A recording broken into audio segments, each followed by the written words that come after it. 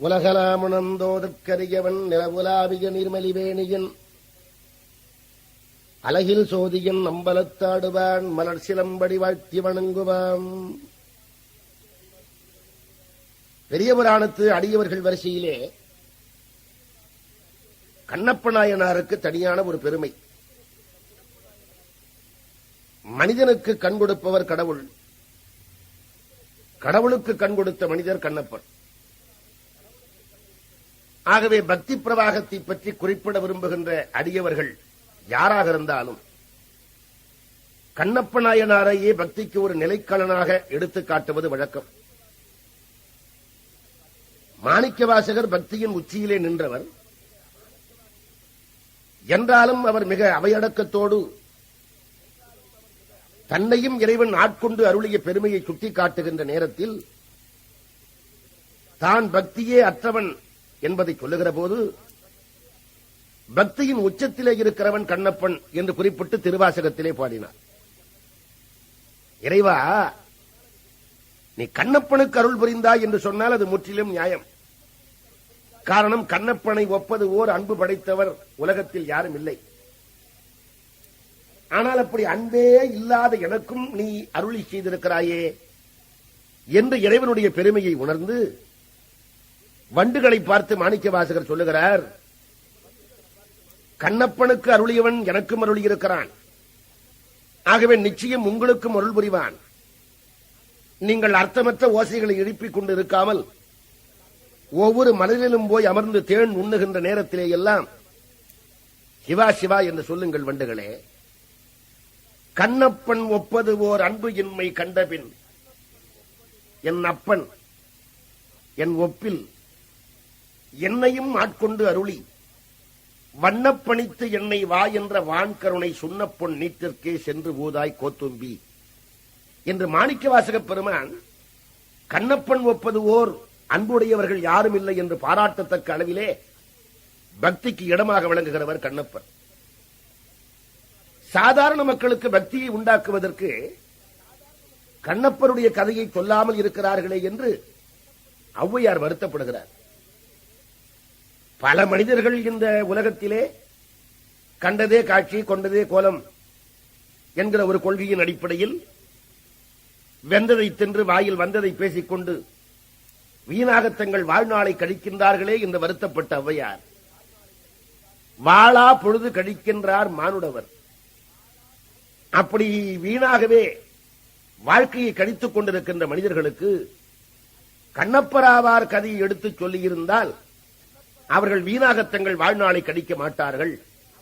பக்தி என்பது மிக எளியது என்பதை அவர்கள் உணர்ந்து கொள்வார்கள் என்கின்ற கருத்தில் ஔவையார், கேளார்கொள் அந்தோ கிரிபட்டார் கண்ணப்பராவார் கதை கேளார்கொள் அந்தோ கிரிபட்டார் அதனால் வாளா பொழுது கடிக்கின்றார் மானுடவர் என்று குறிப்பிட்டார்.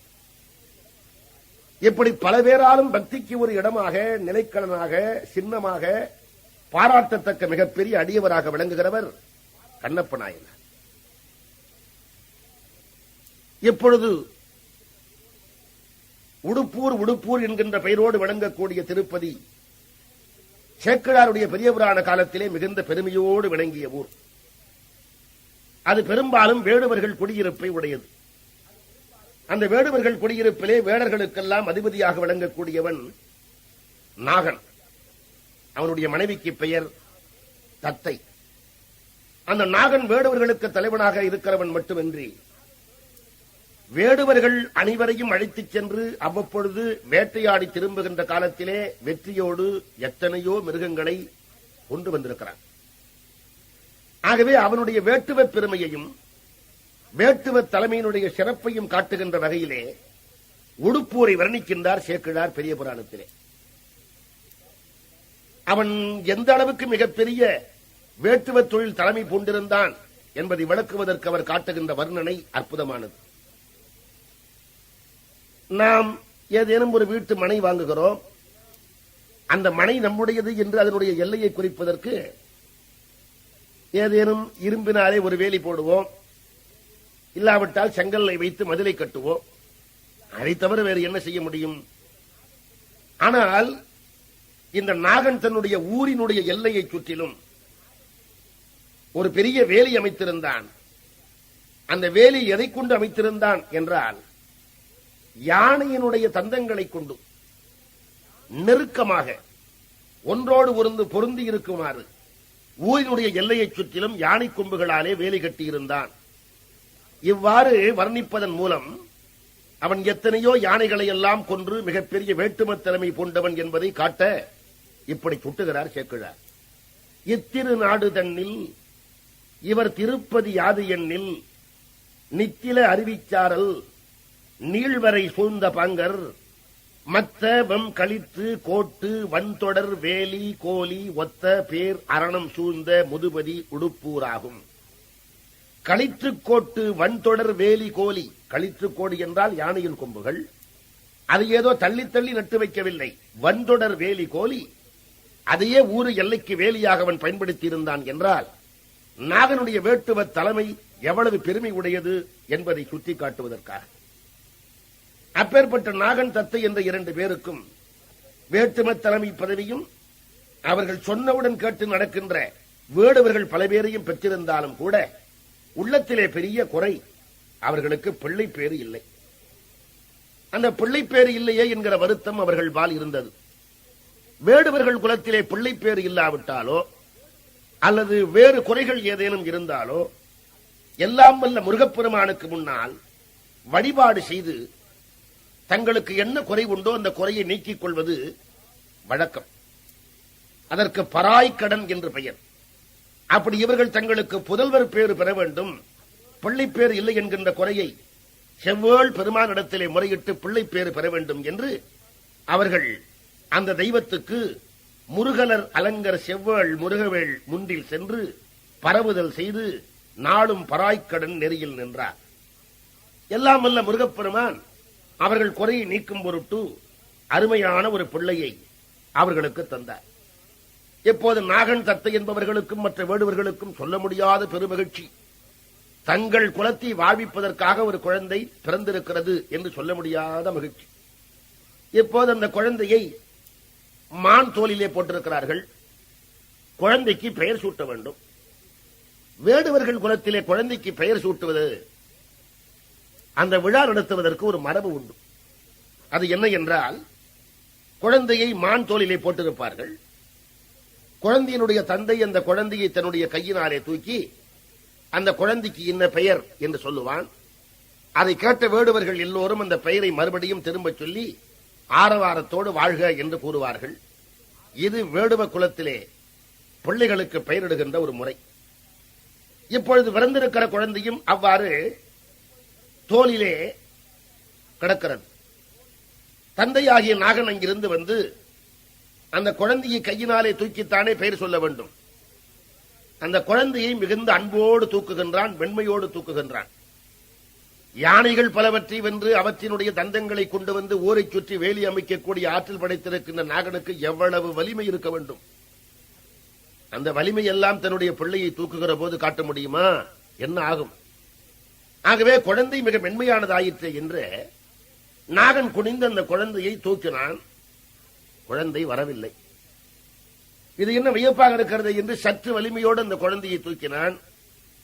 வரவில்லை. இன்னும் கொஞ்சம் வலிமையோடு அந்த குழந்தையை கையினாலே தூக்க முயன்றான். அப்போதும் வரவில்லை. அவனுக்கு இப்பொழுது ஆச்சரியம் அச்சமாக மாறிவிட்டது. இந்த குழந்தையை கையினாலே எடுக்க முடியவில்லையே, என்ன இது என்று அவன் திகைத்து போய் தன்னுடைய வலிமையெல்லாம் ஒன்றாக திரட்டி அந்த குழந்தையை தூக்குகிற போதுதான் அந்த குழந்தை கையிலே வந்தது.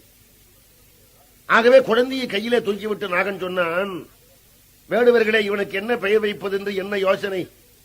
இந்த குழந்தையை கையால் தூக்கவே முடியவில்லையே, இவன் தின் என்று கனமாக இருக்கிறானே, ஆகவே தின் என்று இருப்பதால் இவனுக்கு தின்னன் என்று பெயர் வையுங்கள் என்று சொன்னான். அதை கேட்டு வாடு வேடுவர்கள் எல்லோரும் தின்னன் என்று ஆரவாரம் செய்து வாழ்த்தினார்கள். அண்ணலை கையில் ஏந்துதற்கு அருமையால் உரிமை பேரும் தின்னன் என்று இயம்பும் என்ன தின்சிலை வேடர் ஆர்த்தார். குழந்தை கிடக்கிறது, அதை இந்த நாகன் எடுக்க முடியாத அளவுக்கு தின் என்ற கணத்தோடு அந்த குழந்தை இருப்பதால் தின்னன் என்கிற பெயர் சூட்டினான். என்னதான் ஒரு குழந்தை கனமாக இருந்தாலும் இவ்வளவு முயன்று ஒரு தந்தையாலே தூக்க முடியாத அளவுக்கா? அது கனமாக இருக்கும் என்கின்ற ஐயம் நமக்கு ஏற்படும். எந்த குழந்தையா இருந்தாலும் அதுக்குன்னு ஒரு அளவு கிடையாதா? தந்தை இவ்வளவு தூரம் முயன்று தூக்க முடியாத அளவிற்கு திண்ணன் இருக்கிறது, கனமாக இருக்கிறது, ஆகவே திண்ணன் என்று பெயர் வையும் என்று சொன்னான் என்றால் அப்படியா ஒரு குழந்தை இருக்கும் என்கிற ஐயம் வரும். குழந்தை ஏன் அப்படி அவ்வளவு கனமாக இருக்கிறது? அதுவும் ஒரு குழந்தை தானே.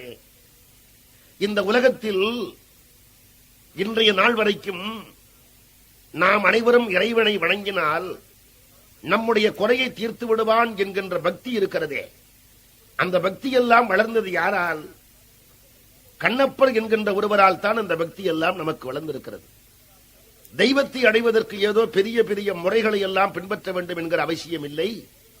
எளிமையான முறையிலேயே தெய்வத்தை அடைந்து விடலாம் என்கின்ற மிகப்பெரிய நெறியை காட்டி அந்த நெறியை பின்பற்றப் போகின்ற மற்ற பிற்காலத்து வரக்கூடிய மக்கள் செய்திருக்கின்ற புண்ணியங்கள் எல்லாம் ஒன்றாக திரண்டிருக்கிறது அல்லவா? அந்த புண்ணியத்தினுடைய கணம் இந்த குழந்தையின் உடம்பினுடைய கணத்தோடு இணைந்து அது தூக்க முடியாமல் இருப்பதால் புண்ணிய பொருளாய் உள்ள பொருவில் சீர் உருவினானை கண்ணினுக்கு அணியாக விளங்கக்கூடிய பிள்ளை என்பதால் திண்ணென்று இருப்பதாக சேக்கிழார் குறிப்பிட்டார். அப்பேற்பட்ட பிள்ளையை மிகுந்த அன்போடு வளர்த்தார்கள், அணிகலன்களை சூட்டினார்கள். வேடுவர் குலத்து பிள்ளையை எப்படி வளர்ப்பார்களோ அப்பேற்பட்ட முறையோடு வளர்த்தார்கள். தங்கள் தலைவனுக்கு கிடைத்தற்கு அரியதாக கிடைத்திருக்கின்ற பிள்ளை என்று வேடுவர்கள் எல்லாம் அன்பு காட்டினார்கள். உள்நணிந்து அமுதம் ஊறி ஒழுகிய மழலை தீம் சொல் வண்ணமென் பவளச் செவ்வாய் அந்த பிள்ளைக்கு அமைந்திருப்பதை கண்டு கண்டு மகிழ்ந்தார்கள். அப்பேற்பட்ட பிள்ளை 5 வயது அடைந்து அந்த பருவத்திலே விளையாடத் தொடங்குகிறது. வேடுவர் குலத்து பிள்ளைகள் எப்படி விளையாடுமோ அப்படித்தான் திண்ணனாரும் விளையாடுகிறார். ஒரு புலி ஒன்று வாயை பிளந்து கொண்டிருக்கிறது. இந்த 5 வயது பிள்ளை இங்கிருந்து போய் அது ஏதோ ஒரு சுவற்றிலே இருக்கின்ற பிளவுபட்ட ஒரு புழை, ஒரு சுவற்றிலே இருக்கிற பிறை, அந்த இடத்திலே கல் இல்லாமல் பிளந்து கிடக்கிறது என்று சுவற்றிலே ஏதேனும் ஒரு துவாரம் இருக்குமானால் அதிலே கையை விடுவதைப் போல புலி பிளந்திருக்கின்ற வாயிலே தன்னுடைய கையை கொண்டு போய் விட்டுவிட்டது. தந்தையாகிய நாகன் இதை கண்டுவிட்டான். அவன் என்னதான் வீரம் படைத்தவனாக இருந்தாலும், என்னதான் யானை புலி சிங்கம் முதலிய மிருகங்களை வேட்டக்கூடியவனாக இருந்தாலும், தன்னுடைய பிள்ளை புலியினுடைய வாயிலே கொண்டு போய் கையை விட்டால் தந்தை பொறுக்க முடியுமா? அவனுக்கு அச்சம் தாங்கவில்லை. மிகுந்த வேகத்தோடு ஓடி வந்து கையிலே ஒரு குச்சியை ஒடித்துக் கொண்டு எடு கையை என்று பிள்ளையை வந்து அதட்டினான் தந்தையாகிய நாகன். பொறு புலி பார்வை பேழ்வாய் முளையென பொற்கை நீட்ட பரிவுடை தந்தை கண்டு பைந்தழை கை கொண்டு ஒச்ச. தன்னுடைய தந்தை அடிக்க வருவதைக் கண்டு இந்த பிள்ளை திண்ணனார் அழுதார். 5 வயது குழந்தை அழுகிறது. கண்களிலே கண்ணீர் ஆறாக பெருகுகிறது. குழந்தைகளினுடைய கண்களிலே கண்ணீர் ஆறாக பெருகுவதை சொல்ல வருகின்ற சேக்கிழார் சுவாமிகள் அருமையாக ஒரு குறிப்பை இங்கே காட்டுகிறார். சூரியன் சந்திரன் என்ற 2 சுடர்களுக்கு வரப்போகின்ற ஆபத்தை நீக்கப் போகின்ற கண்களிலே இருந்து கண்ணீர் வந்தது. திண்ணனார் குழந்தை பருவத்தில் தந்தை தன்னை அடிக்க வருகிற போது அழுதார். அந்த குழந்தையின் கண்களை சொல்ல வருகிற சேக்கிழார் சூரியன் சந்திரன் என்ற 2 சுடர்களுக்கு வரப்போகின்ற ஆபத்தை நீக்கப் போகின்ற கண்களிலே இருந்து இப்போது கண்ணீர் வந்தது. 2 சுடர்க்கு உருகன் தீர்க்கும் எழில் வளர் கண்ணீர் மல்கி, 2 சுடர்க்கு உருகன் தீர்க்கும் எழில் வளர் கண்ணீர். இப்போது குழந்தையின் 2 கண்களை வர்ணிக்கின்ற போது சூரியன் சந்திரன் என்ற 2 சுடர்களுக்கு வரப்போகின்ற ஆபத்தை நீக்கப் போகின்ற கண்கள் என்று ஏன் குறிப்பிடுகிறார்? இவர் பின்னாலே இறைவன் 2 கண்களுக்கு தன்னுடைய கண்களை தரப்போகின்றார்.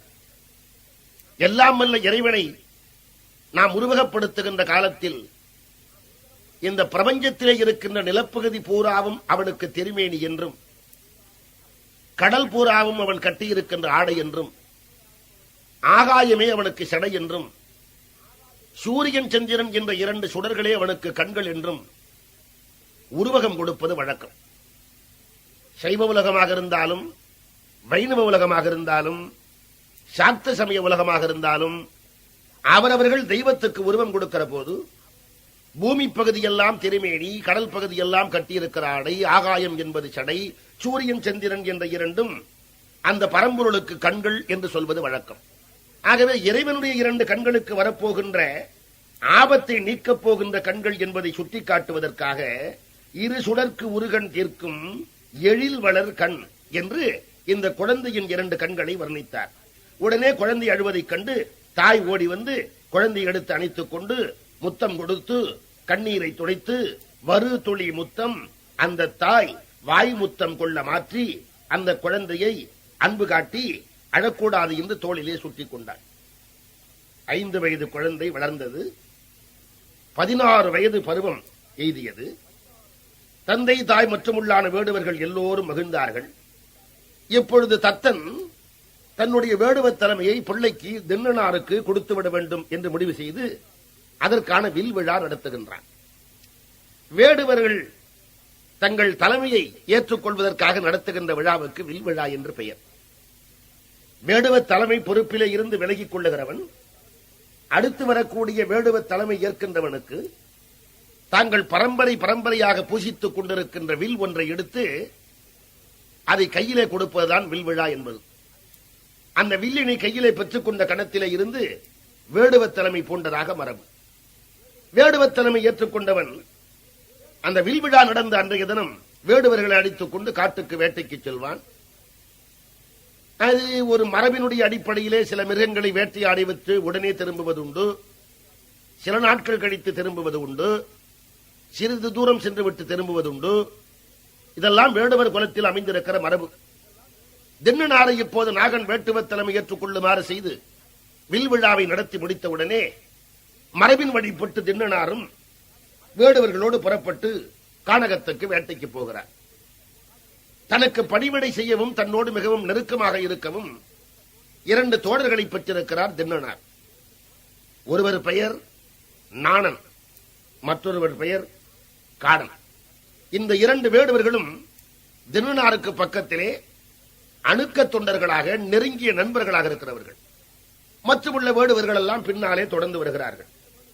நாணன் காடன் என்ற 2 பேர் தன்னோடு இணைந்து வர, மற்ற வேடுவர்கள் அனைவரும் தனக்கு பின்னாலே வர, இப்போது திண்ணனார் கையிலே வில்லையும் அம்பையும் எடுத்துக்கொண்டு காட்டுக்கு வேட்டைக்கு புறப்பட்டார். ஒரு பன்றி முன் சென்றது. அந்த பன்றியை குறிவைத்துக் கொண்டு போகின்றார் திண்ணனார். மிகப்பெரிய வில்விழாவை மேற்கொண்டு அவர்கள் கானகத்திலே வேட்டையாட போகிற போது அவர்களை இழுத்துக் கொண்டு செல்லக்கூடிய வகையிலே மயக்கம் காட்டி ஓடுவது போலே பன்றி ஒன்று முன்னாலே செல்லுகிறது. அந்த பன்றியை குறிவைத்துக் கொண்டு இவர்கள் போகிறார்கள். இப்போது திண்ணனார், நாணன், காடன் மற்றுமுள்ள வேடுவர்கள் எல்லோரும் புறப்பட்டு அந்த பன்றியை குறிவைத்துக் கொண்டு போகின்ற போது திண்ணனார் போகின்ற வேகத்திலே உடன் போகின்றவர்களால் முடியவில்லை.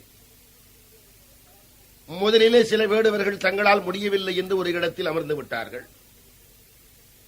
இன்னும் சிறிது தூரம் சென்றவுடன் இன்னும் சில வேடுகள் தங்களால் முடியவில்லை என்று அவர்களும் அமர்ந்து விட்டார்கள்.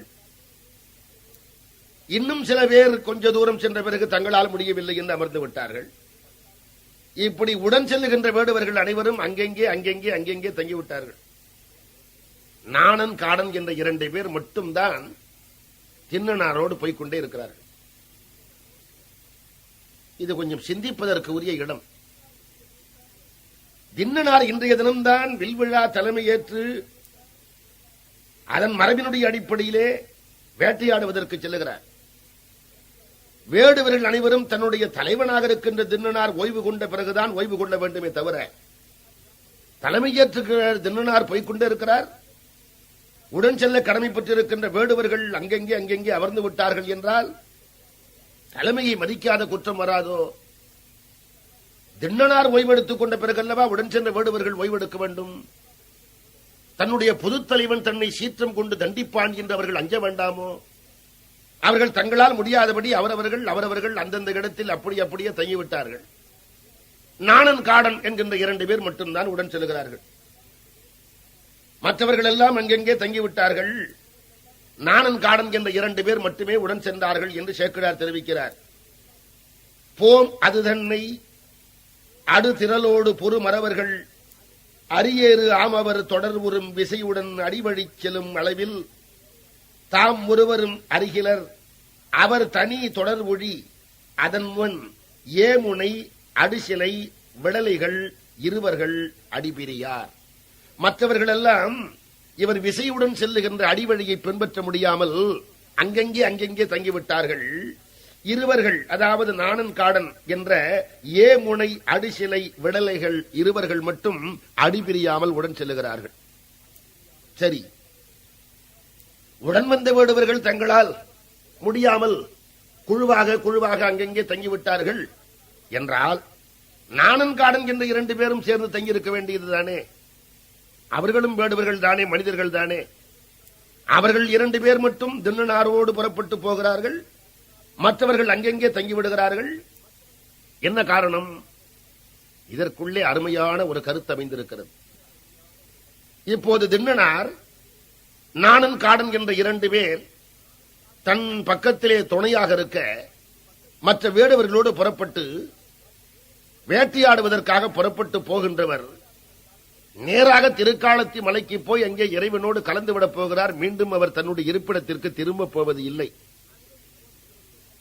ஆகவே இப்போது இவருடைய யாத்திரை கடைசி யாத்திரை. இப்போது வேடுவர்கள் வழக்கப்படி போய் வேட்டைக்கு சென்றுவிட்டு மீண்டும் திரும்பி வரக்கூடிய யாத்திரையாக இது அமையப் போவதில்லை. இதுவே இவருடைய கடைசி யாத்திரை. இறைவனோடு போய் அப்படியே கலந்துவிடப் போகிறார். நம்முடைய வாழ்க்கையிலேயும் அப்படி இருக்கிறதே கடைசி ஒரு யாத்திரை. மனிதர்களாக பிறந்தவர்கள் எல்லோருடைய ஜீவனும் கடைசியாக ஒரு யாத்திரையிலே போய் முடிந்துவிட வேண்டியது தானே. இந்த உலகத்திலே மனிதன் உயிரோடு இருக்கிற வரைக்கும் எத்தனையோ பொருள்களை சேர்க்கிறான், பதவிகளை பெறுகிறான், பெருமைகளை அடைகிறான், அவற்றின் அடிப்படையில் ஆணவம் கொள்ளுகிறான், அதட்டுகிறான், உருட்டுகிறான், நிறைய பொருளை சேமிக்கிறான். இப்படி எவ்வளவு செய்தாலும் அதெல்லாம் அவன் வாழுகிற காலம் வரைக்கும் தானே. மனைவியை பார்த்து மனைவி மிகப்பெரிய அளவிலே தனக்கு செல்வமாக அமைந்தது என்று அன்பு பாராட்டுவதும் சில நேரங்களில் அதட்டுவதுமாக இருக்கிறான் மனிதன். அப்பேற்பட்ட மிகப்பெரிய இல்லற வாழ்க்கை தான் நடத்துவதாக பெருமிதம் கொள்ளுகிறான். பிள்ளைகளை பெற்றுவிட்டு தான் இந்த பிள்ளையை பெற்றோம் என்று பெருமைப்பட்டுக் கொள்ளுகிறான். நிறைய பெரும் செல்வத்தை தேடி வைத்திருக்கின்றான். ஆனால் இவையெல்லாம் அவனுடைய கடைசி யாத்திரை வரைக்கும் தானே. இவனால் தேடப்பட்டிருக்கின்ற செல்வமோ இவன் மனைவியோ இவன் மக்களோ இவனை தொடர்ந்து கடைசி வரைக்கும் வருவார்களா? அத்தமும் வாழ்வும் அகத்து மட்டே, விடி அம்பு ஒழுக மெத்திய மாதரும் வீதி மட்டே, இரு கைத்தலை மேல் வைத்து அழும் மைந்தரும் சுடுகாடு மட்டே. இவனுடைய அத்தம் வாழ்வு, அதாவது இவனுடைய பெருமை எல்லாம் வீட்டோடு சரி. இவன்பால் அன்பு காட்டுகின்ற மனைவி என்றாலும் கணவன் போன பிறகு மனைவி என்ன செய்ய முடியும்? வாசற்படி வரைக்கும் வந்து தலையில் அடித்துக் கொண்டு வேண்டுமானால் விழுந்து அந்த எல்லையோடு நின்று விடுவாள். விடி அம்பு ஒழுக மெத்திய மாதரும் வீதி மட்டே. தந்தை ஏதாவது சொத்து வைத்திருந்தால் பிள்ளை கடைசி வரைக்கும் சுடுகாடு வரைக்கும் வருவான். இரு கைத்தலை மேல் வைத்து அழும் மைந்தர் சுடுகாடு மட்டே. ஆனால் கடைசி வரைக்கும் நம்மோடு வருவது நாம் செய்திருக்கிற பாவ புண்ணியம் என்ற 2, நல்வினை தீவினை என்ற 2, பற்றி தொடரும் இருவினை புண்ணிய பாவமுமே என்றார் பட்டினத்தடிகள். அதை இப்போது சுட்டிக்காட்டுவது அத்தமும் வாழ்வும் ஓர் இடத்தில் நின்று விடுகின்றபடி சில வேடுவர்கள் நின்று விட்டார்கள். மெத்திய மாதர் வீதியிலே நின்று விடுகிறபடி சில வேடுவர்கள் நின்று விட்டார்கள். இரு கைத்தலம் மேல் வைத்து அழும் மைந்தர் சுடுகாடு வரைக்கும் வந்து நின்று விடுவது போலே சில வேடுவர்கள் நின்று விட்டார்கள். ஆனால் பற்றி தொடருகின்ற நல்வினை தீவினை போலே நாணன் காடன் என்ற 2 பேர் மட்டுமே இப்பொழுது இவரை பற்றி தொடர்ந்தார்கள் என்று சேக்கிழார் அருமையான ஒரு தத்துவ கருத்தை காட்டுகிறார். நல்வினை தீவினை என்ற 2 பேர் நம்மை பற்றி தொடரும். இங்கே திண்ணனாரை நாணன் காடன் என்ற 2 பேரும் பற்றி தொடர்கின்றார்கள். உலகத்திலே நாம் செய்கின்ற நல்வினையினுடைய அளவு குறைவாகவும் தீயவினையினுடைய அளவு அதிகமாகவும் இருப்பது இயற்கை. ஆகவே நல்வினை என்பது கொஞ்சமாக இருப்பதனால் அது நாணப்பட்டு இருக்கிறது. தீவினை என்பது மண்டி கிடப்பதால் அது காடு போல இருக்கிறது. ஆகவே திண்ணனாருக்கு உடன் வந்திருக்கின்ற நாணன் என்கின்றவன் நல்வினையின் சின்னம், காடன் என்கின்றவன் தீய வினையின் சின்னம்.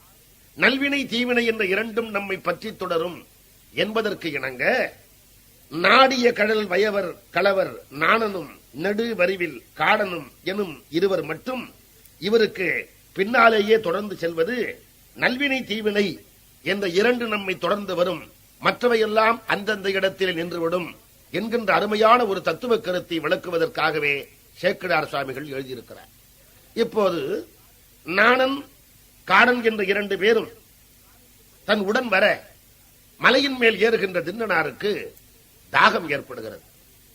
அவர் கேட்டார், மிகுந்த தாகமாக இருக்கிறது, எனக்கு தண்ணீர் வேண்டுமே என்று கேட்டபோது உடன் வந்திருக்கின்ற அந்த நாணன் சொல்லுகின்றான், இன்னும் சற்று மலையேறினால் போதும், அதோ தெரியக்கூடிய ஒரு ஆறு, அதற்கு பொன்முகலி என்று பெயர், வழக்கத்திலே சொர்ணமுகி என்று விளங்குவது, காலை நேரத்து சூரியனுடைய ஒளியிலே மஞ்சள் நிறத்தோடு கூட தன்னுடைய தோற்றத்தை வெளிப்படுத்துவதால் அந்த திருக்காலத்திற்கு பக்கத்திலே ஓடக்கூடிய ஆற்றுக்கு பெயர் பொன்முகலி. அங்கு தேக்கு மரக்காடுகள் மிகுதி. அந்த தேக்கு மரக்காட்டை அடுத்து அந்த இடத்திலே போய் இறங்கினால் பொன்முகலி ஆறு தெரியும். அதிலே குளிர்ந்த தண்ணீர் உண்டு. அதை அறிந்தி தாகத்தை நீக்கிக் கொள்ளலாம். நின்ற இப்பெரிய தேக்கின் அப்புறம் சென்றால் நீண்ட குன்றினுக்கு அயலே ஓடும் குளிர்ந்த பொன்முகலி என்று சொல்லுகின்றான். இப்போது இவருக்கு ஏற்பட்ட தண்ணீர் தாகத்தை அங்கே போய் தீர்த்துக் கொள்ளலாம் என்று சொல்லுகிறான். இப்பொழுது இவருக்கு ஏற்பட்டு இருப்பது தண்ணீர் தாகம் தானா? பொன்முகலி ஆற்றிலே இருக்கின்ற நீரை குடித்து இவர் தீர்த்துக் கொள்ளப் போகின்ற தண்ணீர் தாகம் மட்டும்தானா இவருக்கு ஏற்பட்டிருக்கிறது? இப்பொழுது அதற்கு அப்பாலே இருக்கின்ற தெருக்காலத்தி மலையின் மேலே இருக்கின்ற குடுமிநாதர் மேலே அவருக்கு ஏற்படக்கூடிய பக்தி தாகத்துக்கு அடிப்படை உடம்பிலே தனித்துக் கொள்ளுவதற்காக தோன்றியிருக்கின்ற தண்ணீர் தாகம். உள்ளத்திலே பக்தி தாகமும் உடம்பிலே தண்ணீர் தாகமும் அவருக்கு ஏற்படுகிறது. உடம்பிலே உள்ள தண்ணீர் தாகத்தை தனித்துக் கொள்ள இவருக்கு பயன்படப் போவது பொன்முகலி ஆற்றின் நீர்.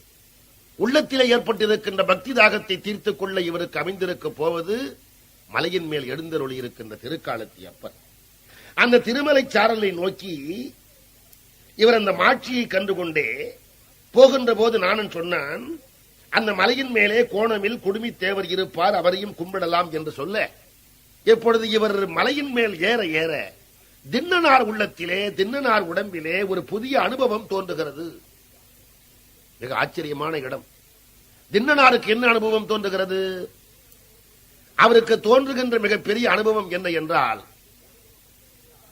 இறைவன் பக்கத்திலே தான் நெருங்கி செல்ல செல்ல தன்னுடைய உடம்பிலே இருக்கிற பாரமெல்லாம் குறைந்தது போலே தோன்றுகிறது. வேறு எந்த விதமான விருப்பமும் உள்ளத்தில் இல்லாதது போலே தோன்றுகிறது. எலும்பு எல்லாம் உருகுவது போலே தோன்றுகிறது. தனக்கு உடம்பே இருக்கிறதா இல்லையா என்று சந்தேகப்படக்கூடிய வகையிலே பாரம் நீங்குவது போலே தெரிகிறது.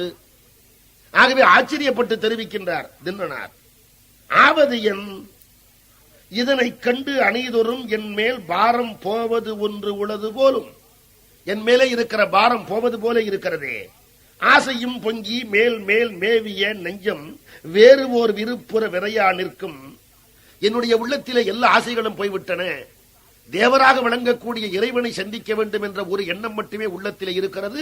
உடம்பிலே பாரம் குறைவது போலே தோன்றுகிறதே. ஆவது என் இதனை கண்டு இங்கு அனைதொரும் என் மேல் பாரம் போவது போன்று இருக்கிறதே என்கிறார். இது என்ன? இவ்வாறு ஒரு அனுபவம் ஏற்பட காரணம் என்ன?